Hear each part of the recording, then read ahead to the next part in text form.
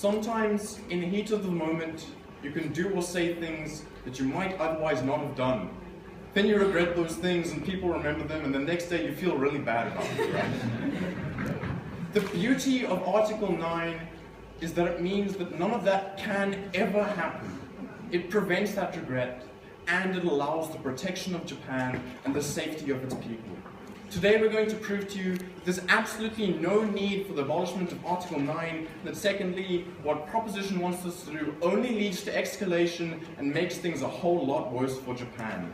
The first question we have to be asking, when we're going to look at that first question, the necessity of abolishing Article 9 in Japan, we're going to ask a couple of questions. The first one of those is, does abolishing Article 9 increase Japan's ability to defend itself? The first relevant issue we bring to you is the idea that US protection is a lot more than adequate for what Japan needs, right? We tell you the US has the military capacity and technology. They have 80,000 troops in Southeast Asia, and they do have the intimidation factor that's specifically necessary and was brought forward by the proposition as being beneficial to Japan. So there is some kind of mutually assured destruction when we have the US present, not taken account.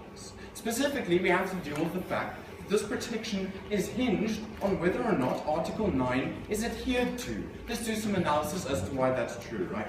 First thing we tell you is that very intuitively, it's a contractual obligation that was decided at the end of World War II that the US needs to stick around as long as Japan adheres to Article 9. We lose that when they implement the motion. At the most base and intuitive level, we now no longer have a contractual guarantee that the US is going to be there for Japan.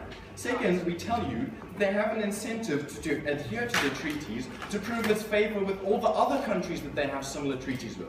We're talking about Saudi Arabia, like Israel, countries that they need to approve that they're going to be there for if something happens for them. Therefore, while we have Article 9, it's in the US's interest to protect Japan. Right. Next, we tell you, not taken Alex, that it's much easier to justify fighting for a country, fighting for Japan when they're seen as the victim. While Article 9 is in place, Japan has the moral high ground, and it's a much easier battle to fight for the US and justify in the international sphere while Japan maintains that position in the community, not taken. Next, we tell you, finally, that if we value US support in this debate, we must concretely force that, and we do that with Article 9. So what we tell you is that of course Obama is going to make statements like that Article 9 needs to be revised and abolished, because it costs money for the US to be supporting Japan. Alex did the analysis for us, that the US doesn't really have any more interest in Japan. What we tell you is that the US would love to kick Japan out the nest, and for them to abolish Article 9 is the perfect opportunity for them to do so. That's why Obama's saying all of those things, so that they can get rid of Japan and say, oh, but they have their own military now, they can fend for themselves, it's landmark achievement and whatever, this is a good thing. We think that that only leaves Japan vulnerable, and it's not the best case scenario for them. Next question we move on to asking, and I'll take you now, Alex. You tell us that the most likely attack on Japan is a nuclear one, but then you tell us that retroactive defense is enough for Japan. Please tell us how one can retroactively defend oneself from a nuclear attack. Well, Alex, we ask how you can proactively defend yourself from a nuclear attack, right? Short of invading North Korea, which we think is also going to result in a nuclear attack, you can't really do that. That's very extraneous to this debate. You can't bring that kind of thing up. So, moving on to the second question we have to ask. How best do we defend Japan from passive threat and intimidation? This is kind of further responding to what Alex was asking, right? But we are talking about things like nuclear tests happening, flyovers, and invasion of borders. First thing I'll tell you is that it isn't a real problem, right? It's more like an inconvenience. Japan has gone 70 years without sustaining any real fire, and we'd like to keep that under Article 9, right? We think that all of these things are furthermore subsiding. They're going away. China is cutting down on military funding, and 300,000 troops have been retracted from their military forces, not taken.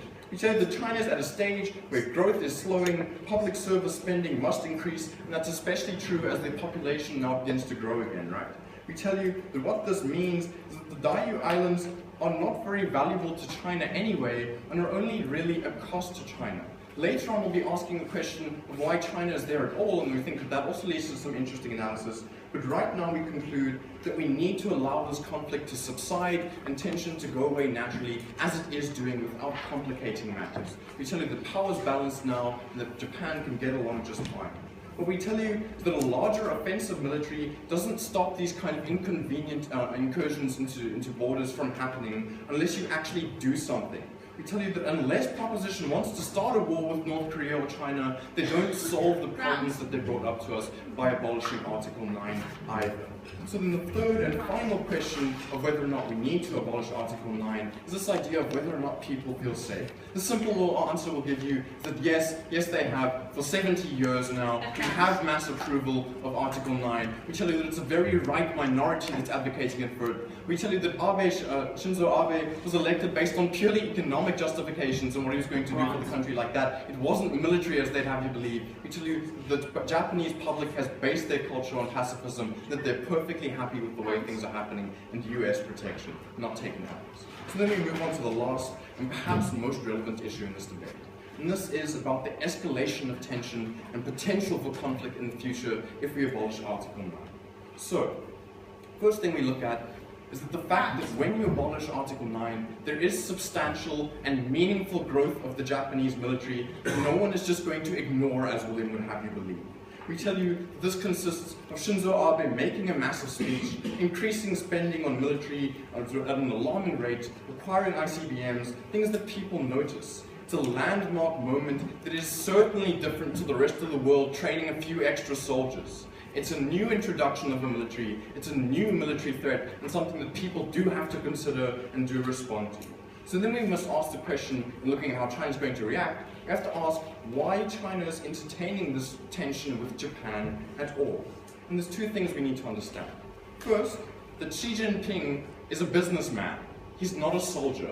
It's not in his interests to be in the Diaoyu Islands to entertain this kind of military conflict, not take it. Second thing we have to understand is that China is a one-state party that is ruthlessly held accountable to approval ratings and to revolt. What that means is that the people we're talking about and the people making decisions of whether or not to engage with China are the hardline military fanatic nationalists who are going to react to some kind of expansion of Japan's military and who will hold the government accountable to some kind of escalation of that tension.